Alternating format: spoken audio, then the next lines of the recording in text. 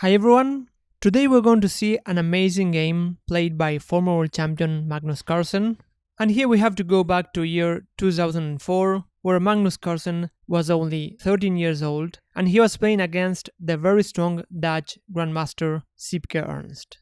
And even though Magnus was only 13 at that time, after playing this game, many already considered him a candidate to become a world champion. So this already shows how fantastic this game was. And here we're gonna see a young Magnus really attacking like a kid, just going for the throat.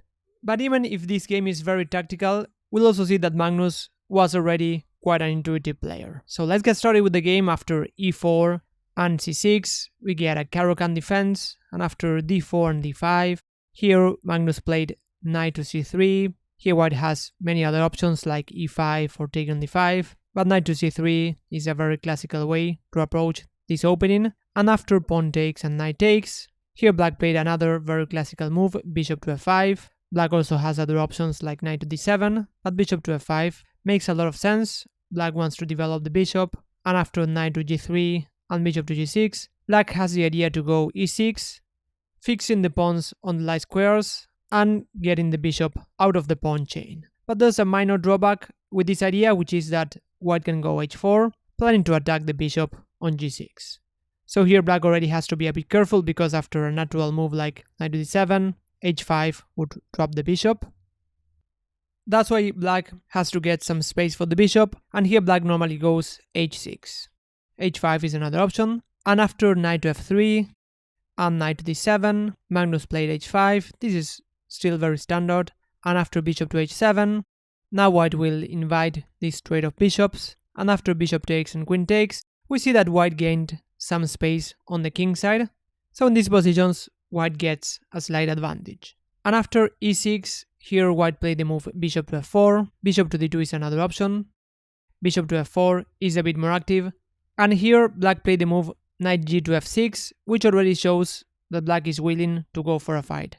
And this is an important point, because to have a nice attacking game, very often we need both players to be willing to go for a fighting game. Because here there's the move queen to a5, giving a check, and here white normally retreats with the bishop to d2. c3 here is perfectly playable, but on the other hand it will be harder for white to castle long, because after white castles long with the queen on a5, the pawn on a2 would be hanging. So this is just a subtle point in this line, so queen to a5 is a standard reply to the move bishop to f4, but here knight g to f6 is another way to get less explored lines. So here after knight g to f6, Magnus castled long. Castling short was possible, but Magnus wanted to play more aggressively. And after bishop to e7, white played the move knight to e4. This knight on g3 was not doing a lot, that's why white brings the knight to the center. And after queen to a5, here white played king to b1, defending the pawn a2. And here black castled short, again going for a fight. Maybe black had other options like taking on e4 and after queen takes, castle long, even though in this position white has a slight advantage because this bishop is controlling this diagonal and black's king is a bit less safe than white's. And here I just want to mention that taking on h5 was an option, but here after knight to d6, giving a check, bishop takes and bishop takes, we see how powerful this bishop is, and white gets excellent compensation thanks to the good control of the dot squares. So castling short makes sense, but here I would prefer white because it's easier for white to play in this position. White has this regular idea of going g4 and g5. So we see a drawback of the pawn h6, that white can open lines whenever white goes g5. White can open lines easily. So here we have opposite side castling, so both sides will try to attack each other. And even in this particular position, playing the move g4, even though it sacrifices a pawn, it's quite an interesting way to go. But here Magnus played knight takes f6, and after knight takes, knight to e5, white still gets this idea to go g4 and then g5, bring a rook to the g file, and just open lines against black's king. So that's why I prefer to play this position as white, because black's plans are not that straightforward. So here, for example, the move b5 wouldn't work because white would capture on c6. And if black tries to prepare this idea, for example by defending the pawn on c6, after g4, we see that white is the one breaking through first. That's why here black played the correct rook a to d8, trying to get counterplay on the center and not on the side of the board. So we now see that this pawn on d4 is pinned, so black has the idea to go c5 and create some counterplay on the center straight away. That's why here Magnus played queen to e2, breaking the pin against the pawn on d4. And here black played the move c5, which is very hard to condemn because the refutation was extremely subtle. But here black had to play the move queen to b6, with the idea to go c5 later on, but black also gets ideas to go bishop to a3. And this position is still quite playable for black. The queen on b6 will also protect e6 after black plays c5, which is also an important point, as we'll see. Because in the game after the move c5, Magnus played this very brilliant move, knight to g6, forking the rook and the bishop, and here black captured on g6. It was extremely hard to see why this was bad, but I just want to mention that here black should have played rook f to e8 to keep the game going, and after knight takes, rook takes, and pawn takes, white gets an extra pawn, but black still gets some chances to keep on fighting. So here in this position, black shouldn't try to get the pawn back, but continue playing a move like knight to d5, because after rook takes and rook takes, taking on c5 is just a bad move because after bishop to d6, white is winning even more material.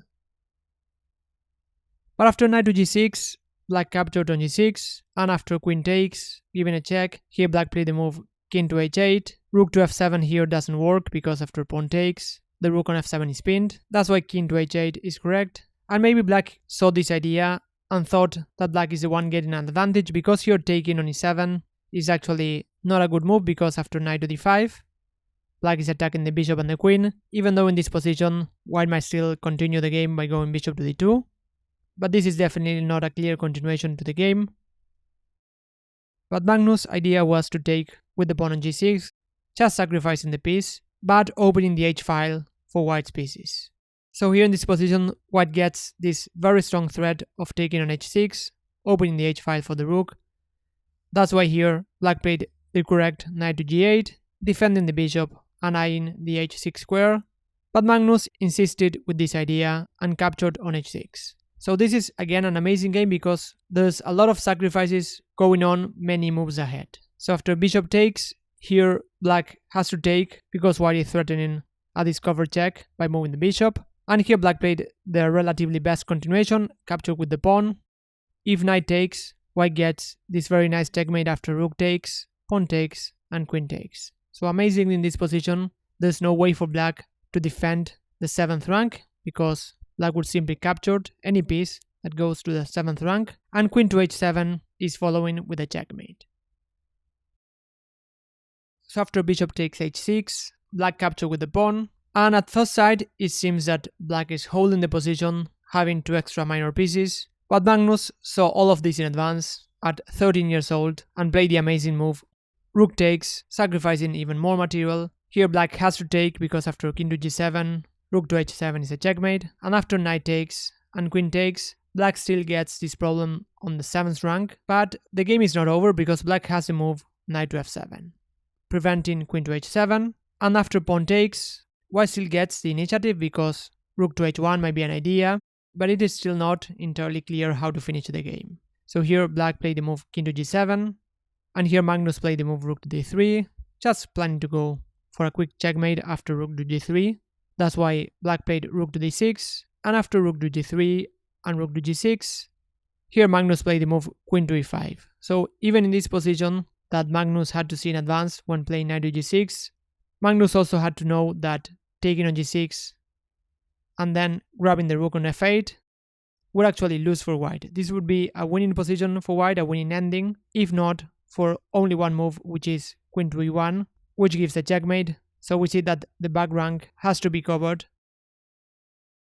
That's why simplifying the position wouldn't work here, but the queen and the rook combine very well in this position, and Magnus has a very nice queen to e5, and there's actually no good way for white to continue. So this had to be calculated. Maybe Magnus also had the intuition that this would be a winning position, but there's still a lot of calculation going on in this position. So here, after queen to e5, black doesn't have a good way to continue. For example, after king to h6, rook to h3 is a checkmate.